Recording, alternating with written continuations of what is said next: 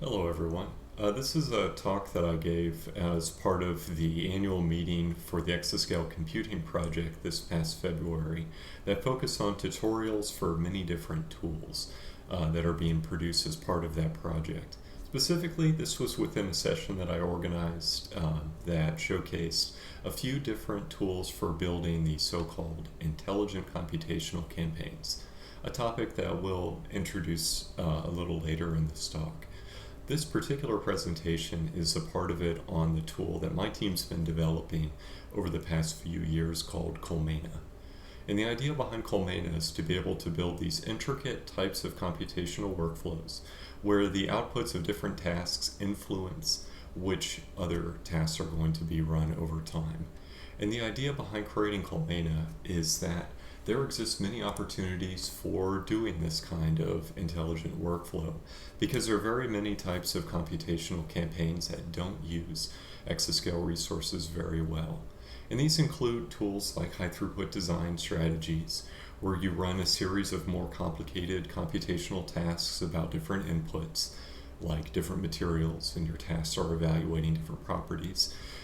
And over time, you can gradually identify which perform better. There are also parameter estimation sweeps where you test out different parameters at the input in a model, and in order to identify which sets of parameters explain experimental data. Perhaps that experimental data is the distribution of matter throughout the universe. And while these workflows are particularly useful, these sorts of computational campaigns are used broadly throughout the sciences.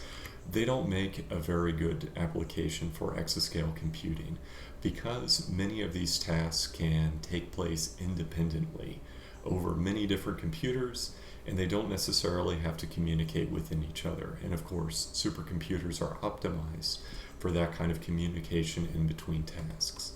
So if we look at this problem from a theoretical standpoint, what's really happening here is we have a computational campaign that has a human in the loop, and that's the reason why it's not very efficient. The idea of how we run most of these computational campaigns is we have a process where a human will run a series of tasks on a supercomputer. They'll take maybe a few days, a few weeks to execute, at which point the human will check in on the tasks, identify what they've learned from them, and choose the next best set of tasks. Now, this particular model is inefficient. I suppose you guys might be hearing my cat. Is particularly inefficient on high-performance computing systems because we can run large numbers of tasks at the same time. And when we particularly scale to even newer supercomputers, humans aren't going to be able to keep up with the amount of data coming across those systems. So what we're trying to do is create a tool where we can replace that role of a human in deciding what to run next with a artificial intelligence such that we can make better decisions about what to run next on the supercomputer and be able to do that faster and autonomously. And that sort of application builds in those connections between tasks that makes running them all together on a supercomputer at the same time worthwhile. Now, this concept of using an AI to steer which computations you run takes many forms. And the one that motivated our project initially was this notion of active learning, which might be a technique you understand from many different other names. If you're familiar with Bayesian optimization, surrogate-based, or optimal experimental design, all of these describe the concept where you take a set of data, use that to identify which calculations to run next, perhaps by training a machine learning model and interrogating the regions where it's weakest, running those computations, and then feeding back to the computational steering code to be able to run those calculations and repeat the process of training the new model, picking the next calculations, until you run out of computational time. And this is something that's been used broadly across my home field of materials science, but also across many others. And they've all consistently found that this kind of automated experimental design does better with random search, and it does it all without having a human in the loop. And while this is a really kind of easy concept to picture how to run on a supercomputer, there's actually a lot of subtlety to it. And this particularly comes into play with the fact that in order to run each of those computations efficiently, you have to run many of them in parallel with each other. And once you have this sort of parallel execution of these different tasks, you have to start making decisions about strategy on how to employ them. And we can think of at least three. There's on one end a batch approach, where you pick a set of calculations, you wait for all of them to finish, and then select the next segment. Or you can have a continuous approach, where you always have a list of tasks available, and you gradually update that list as new calculations are available, but are always sure to run the next computation as soon as any resource is available. And there's also some middle ground between these two. And these have trade-offs between system utilization on one hand with batch. You can have some problems if your tasks take different times, but you're at least assured that every time you make a decision about what to run next, you're using the most information that could be available. So the idea behind Colmena is that these three strategies that we identify here are not the only ones that one might want to implement for a computational strategy. So what we've come up with is a tool that allows you to express many complex styles of steering policies. And we're going to go through this talk and explaining how we do that, and go through some basics on how to construct your own Colmena program, and then how to optimize it for exascale computing. So with that, let's talk over the basics of Colmena. So as I mentioned, Colmena was built around the idea that we want to have these kind of complex steering strategies. And we started out by enumerating what those different kinds of strategies could look like, or what their elements would be. So if I'm thinking about this active learning strategy, I might want policies like submit a simulation as soon as another completes. And that's an event-triggered action. I also have a notion that perhaps I want to retrain a model based on some other state of the system. Perhaps I want to do it not after every calculation, but after every 8. So now I've got conditional logic and state to my policy. Additionally, there's some notions around resource management. I may say want to stop submitting simulation tasks when I'm running inference on my machine learning models to pick which best one, and instead to run inference on those nodes. So I've got some notion of resource management. And these are just 3 ideas, but they illustrate kind of 3 sorts of behaviors that we need in our steering policy. Namely, it's got to have some notion of events, conditional logic, and resource management. And we know that these are not exhaustive.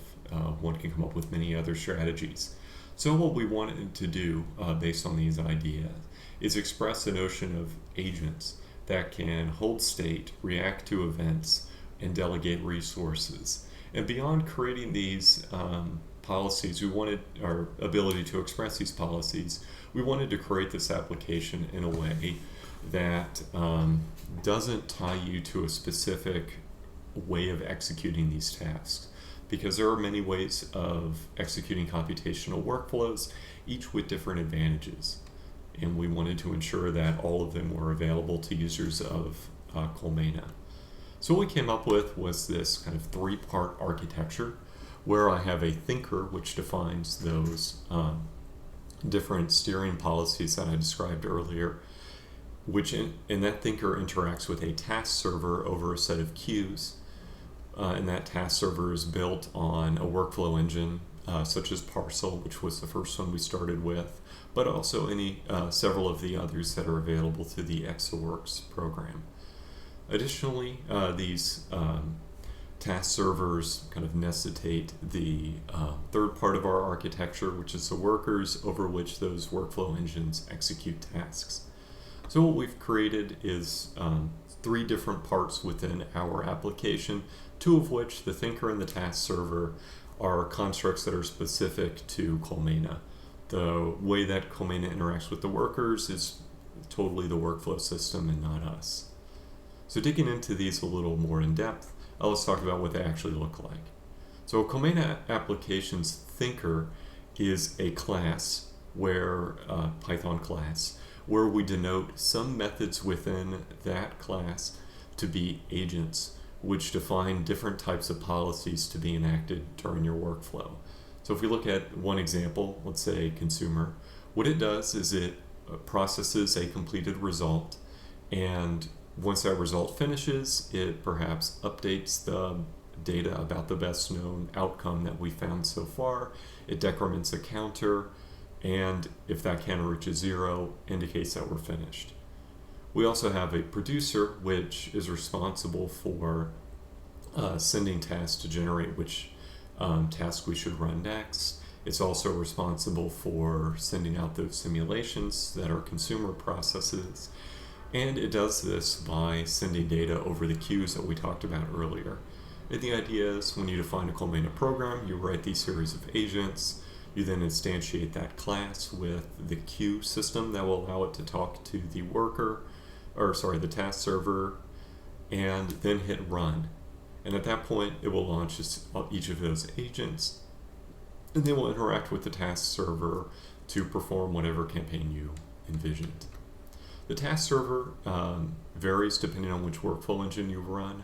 Parcel is a good example of the ones that we have available, which are currently Parcel and FuncX, where you write the task which you want to execute as Python functions. You define your computing resource, in the case of Parcel, using a Parcel-specific configuration setting. And once you have those together with your queuing system, which allows it to talk to the thinker, you define your doer agent, and then just like the thinker, start it. And at that point, Colmena will launch Parcel, and then progressively read tasks off the queue to be able to execute them on the workers. And once those workers finish tasks, send them back on the queue to talk to the thinker. So what you end up getting when you combine these thinker and doer together is an application that looks something like this.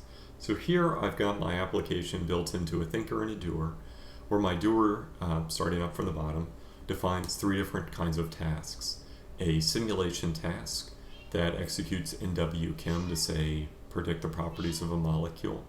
A training task, which takes those outcomes and uses them to update a machine learning model in TensorFlow or PyTorch. And then some inference tasks, which take that model and potential simulations and score them.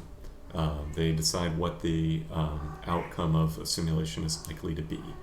The way that these tasks are executed are defined by those different agents in my thinker. I've got different agents for each of my different types of tasks. Let's see, for example, let's see if I can, doesn't look like I can get a laser pointer. Hopefully you can see my mouse. I have a quantum chemistry scorer that's responsible for a simple task. When resources are available for simulation, send a simulation task using the inputs from the next on the molecule queue. And that molecule queue is managed by the machine learning recorder agent, which all it does is when a inference task complete, uses the results of that inference to update the queue. These 2 agents are connected with an information flow over many other steps, perhaps a step which, as soon as a completed model is retrained, executes it on the latest set of potential candidates to run for simulations, and in that way your information from your completed simulations gradually flows down to picking your next tasks. And while these are relatively simple agents, you can coordinate them to express sophisticated policies. What our thinker for molecular design does is start off by using all nodes in our HPC to run inference with our initial models. Once that has finished computing, we reallocate the entire system to run simulation. After enough simulations complete, we break off a few nodes to retrain machine learning models. Once the models are retrained, we use that to run inference. After inference finishes, we reallocate those tasks back to simulation. And this allows us to maintain high utilization of a supercomputing system. I didn't explain here. What you're seeing is the course of a 6-hour run on 1,000 nodes of ALCS data. The color indicates what type of task is being run. Yellow is simulation, and the shade indicates whether those nodes are being completely used or not. You can see that there are some notes of underutilization. It takes about 10 minutes for workers to start up on ALCS Theta. Loading in TensorFlow is problematic on a global file system. And additionally, we have a tail down loss where NWChem simulations are started, but they are not completed within our time period. Therefore, we mark them as unused nodes. Even though they are technically doing something, we didn't get value out of that calculation, so I mark it as underutilized. And what you're looking at here is about like 85% allocation of the system. And this is a lot of complicated workflow that took to make happen. So an honest question is, was this actually useful? And for our particular application, we can say yes, compared to a few baseline cases. What you're seeing here is the results of a different 6-hour run, this one on 256 nodes, where we implemented 3 different strategies. Our baseline is, I just run NWChem simulations on random molecules, no need for machine learning. The second is, I do use machine learning models, but I don't bother retraining them over my 6-hour run. And the third is a task where, as we illustrated earlier, I periodically retrain machine learning models and then update the task list accordingly. And you can see that happens with these vertical bars roughly once an hour.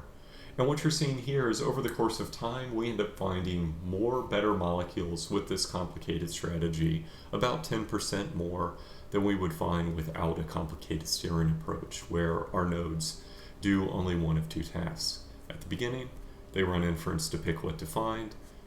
At the end, they run those simulations without ever re-updating our machine learning task, without ever updating our task list of simulations to run, without ever updating our machine learning models. And that misses out on about 10% of the potential science that we could get out of this run. So hopefully that sells you on the idea that there are some clever things you can do with HPC in order to increase the scientific outcome that you get for a certain amount of work.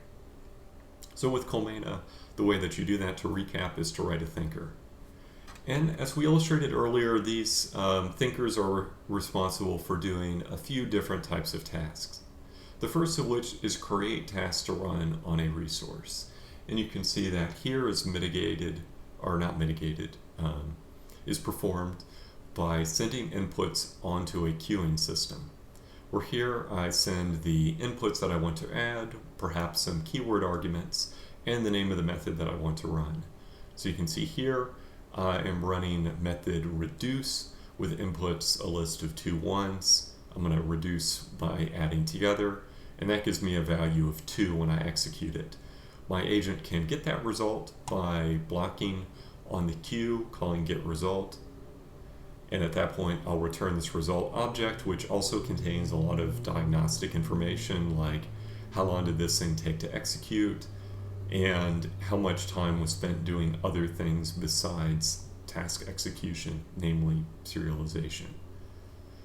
This thinker can also perform queries about the state of the workflow system. I can ask to reserve 2 of the workers of a particular type, and I can release them later. This prevents other agents from using those resources so long that they respect the resource allocation system.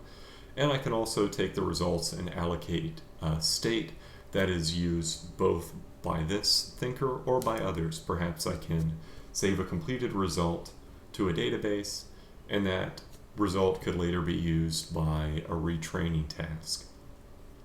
One note here, a lot of Python's basic objects are dubiously thread safe. Okay, they're explicitly thread safe or not thread safe if you look at the documentation, and if you read Python's threading module, you can get an idea about which ones are problematic and what strategies you can use to avoid thread contention problems.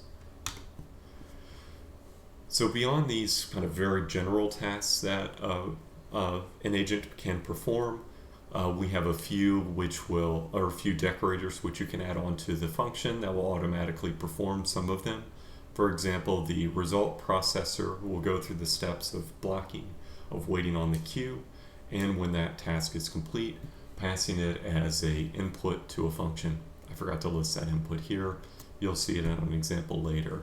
There are also decorators which block on resource allocation, and once that resource is available, we'll execute a function, or some that are more general threading type primitives. If I have an event that is set, it will run a particular function. And as you'll see in a few of these following examples, you can combine these different kinds of decorators to create some very simple types of tools within a thinker. So we'll do that by looking at this example that I talked you through earlier of our molecular design application. One particular pattern which is used in this application and is common throughout many of the Colmena applications which we've written is a submit-record pair. So what the submit-record pair does is has two pairs of agents which define different steps in a workflow. The first of which is a task submitter, which, to remind you, waits until resources are available, and once they are, submits a new task to the queue. Another, the result processor, waits for a result of that type to finish. Here is that argument. Once it finishes, it returns the result object and passes it to the function, and once that is complete, releases the resources, which triggers this task submitter to run again, submitting the next task. So here I have two agents that are responsible for submitting tasks to a workflow system and doing so only when resources are available. Perhaps that can give you a result of ensuring that you wait until the last possible moment, because that allows you to submit the most intelligently decided task off of a resource queue. Another common pattern is the model updating pattern, which here is triggered by an event. Say my result recorder sets a training event, which triggers an event response function. So here I create that function by defining the name of the event, which that name is a class attribute of my thinker. I can also have it do some fancy things like reallocate resources from one resource pool, like a simulation pool, to machine learning, and do that over the course of time until we've reached a certain maximum number of nodes, and then stop. That sort of pattern is useful if, say, your simulation task and your training are drawing from the same pool of resources, and you want to ensure that you stop submitting simulations such that your training tasks run as quickly as possible. They don't have to sit there and wait in queue. A final pattern that we'll talk about is the task queue, which I alluded to earlier. The way that you create one of these is you first define a priority queue. Here I'm using a priority queue object from Python's queue module. Dex and list with a lock also work pretty well for defining a task queue. But the advantage of the priority queue is I can submit my task inputs with a score parameter, and it will ensure that when I call and pop the next item off that queue, it will grab me the one with the lowest score. So in this way I can define my submission queue, the same one we talked about earlier that was part of that submit record pair, to always grab the best simulation as soon as resources are available. And because I know that this task submitter is waiting until the last possible moment, I know that my actions that update this task queue will be respected. That whenever I update that latest object, I'm always going to grab the best one off later. So this is the kind of examples that we have throughout many different kinds of Colmena programs. These are just a few of the sorts of architectures you can design of the ways that they interact with each other, and a few more that we'll talk about, and I'll point out where some of those little types of agents appear. Hopefully we'll give you a richer picture of the kinds of tools you can build with Colmena. The one thing that I'll kind of make sure that I cover and encourage you to look for are the kinds of state that are held by these steering policies. For instance, that could be a database or queue, and that I've broken down my agents to have very simple purposes, such as take the results of an inference task and store them to a queue, ordered by their priority according to inference. So if we look at one, and this is an application that we're building to train interatomic potentials while we're also using those interatomic potentials to find low energy atomic structures. That one we implement has two separate loops. I've got an outer loop which is responsible for taking the latest data from a database of completed simulations, training models, and using those models to perform active learning to identify which simulations will improve them. So that's my outer loop, simply designed to train my machine learning model. I have an inference loop that is responsible for taking that model and also using it to try to pick good structures, which I'll then audit. If I picked a good structure, I'll use that as a starting point for another calculation. So that's my other loop. I've got a series of tasks which explore the space of possible molecules and are bounded by a auditing process to ensure that I don't deviate away from reasonable structures. And that I build using a total of, I think it's 8 different agents. Each of these are a submit store pair. For example, I have an agent which submits training tasks. I have another which takes them and stores the completed model in a library. I show it here as one simple agent or one complex agent for simplicity's sake in terms of drawing my diagram. But if you were to take a look at this application under the hood, you'll actually see that there's 2 agents that define the training process. Another tool that we use, and this one's for a more niche application, is taking a large database, running a function across all entries within that database, and finding the entries which give the best value of a function. Now this database here is about 4 terabytes in size. It's a list of kind of all possible molecules below a certain number of non-hydrogen atoms. And what I do is I submit this process as part of 4 different agents. The first reads from the database, caches the data to a point that a worker can access them, and then marks that that piece of data is ready.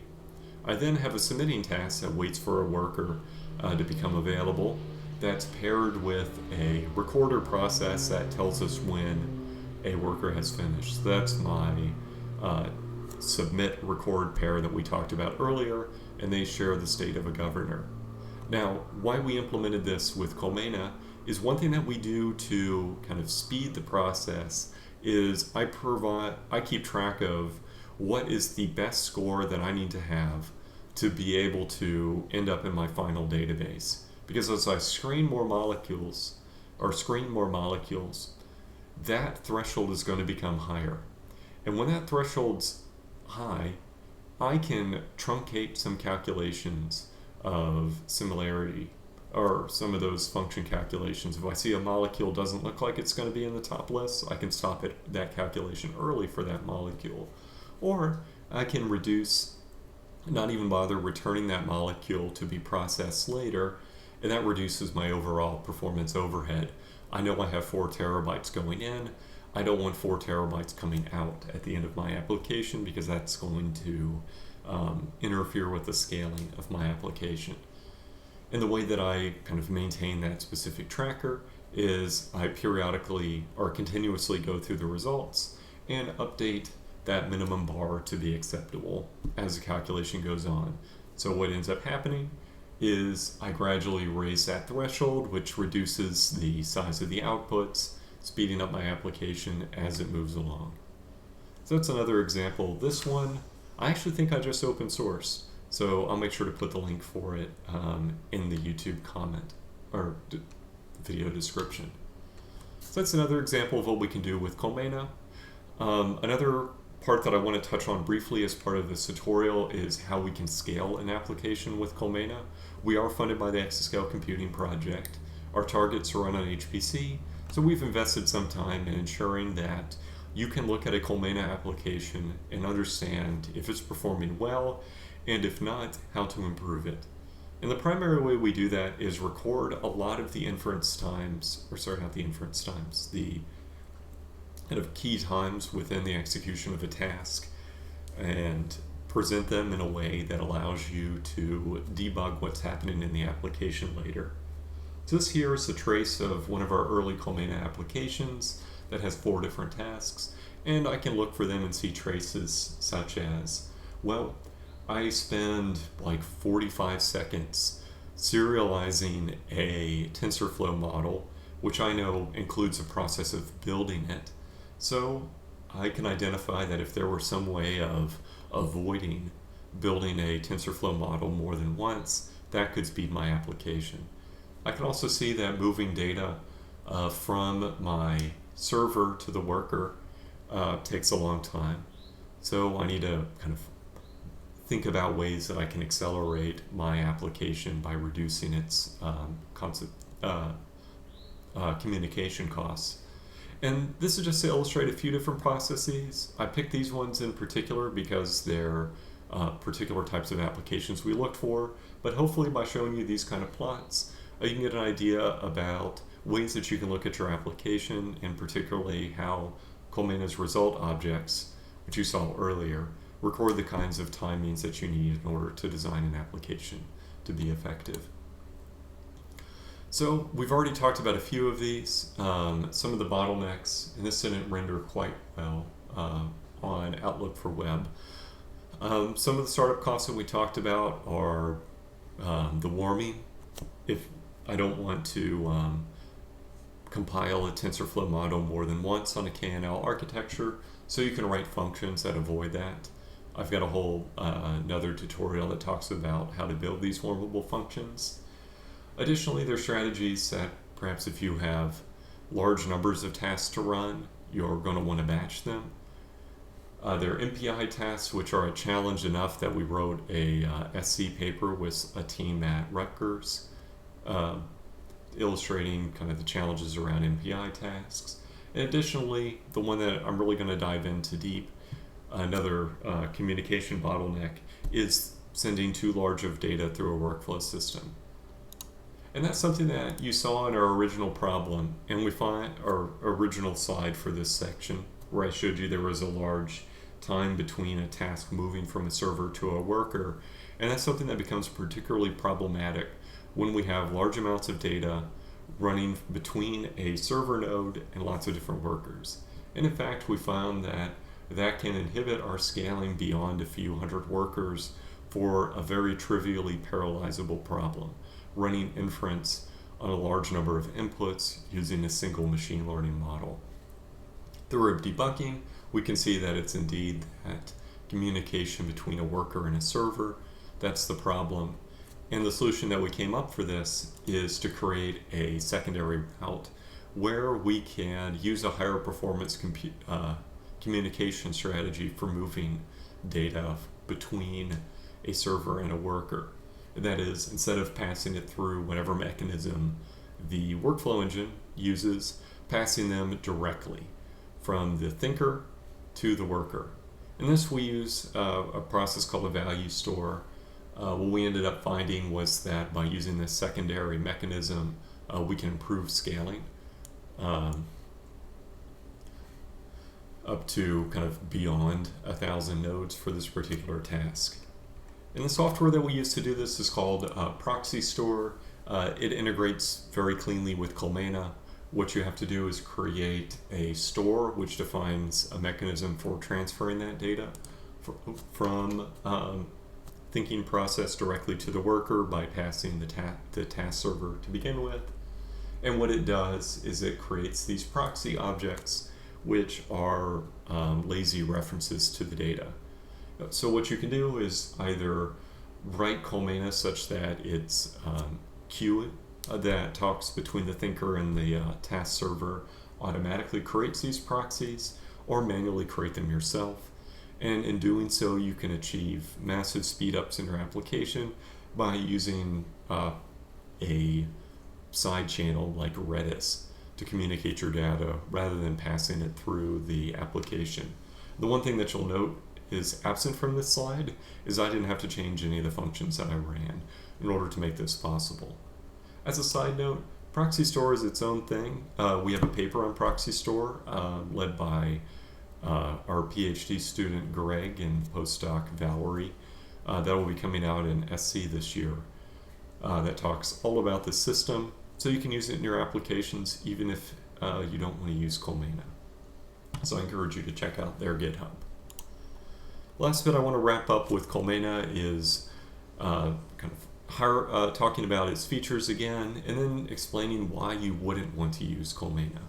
So the first of which, to illustrate on, what Colmena allows you to do is express these complex policies.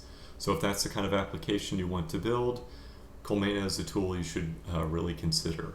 But there are a lot of reasons where you might have an application with a complex steering policy that Colmena won't work for. The first of which is if you're going to be running tasks and you expect to have over 1,000 of them completing per second. Colmena, being built on Python, we've got some performance overheads. It takes about a millisecond per task. So if you have a very large throughput, consider a tool like Supervisor, which is built on top of SwiftT. And SwiftT can handle, I think, millions of tasks per second. So that might be another tool that you'd want to use. Additionally, if one of your steps in the process involves a human, Colmena isn't the right tool, but look at step functions in AWS or Globus Automate as a tool for you. Additionally, if those tasks need to coordinate between each other, consider decaf or array. Additionally, finally, if you've got a task where you know that you're doing very common things, such as like doing hyperparameter optimization on a machine learning model, there are many tools available that can express complex policies, but come with utilities that make that easy. So in short, think about Colmena for having tasks up to 1,000 per second that don't need to talk to each other and don't need a human to oversee them. So putting that kind of on a spectrum as well, there are a lot of batteries included tools like Deep Hyper for performing neural network hyperparameter optimization, Rocket Sled for doing materials design, which might be easier for you to start off with, or if you have needs that go beyond what we create Colmena for, you can always directly work with workflow systems or talk to agent-based workflow tools like decaf or array or Cray SmartSim that will allow you to do these more intricate steering policies. So at that point, I'd like to wrap up by reminding you that Colmena is an open source code. It's designed to allow you to express complicated steering policies for computational campaigns, and you can find it on our GitHub or read the docs, as well as this YouTube video. So at that point, I'd like to thank you for tuning in and invite you to reach out to me if you have any questions about using Colmena, complaints about it. Both are going to be equally appreciated. So thank you for your attention.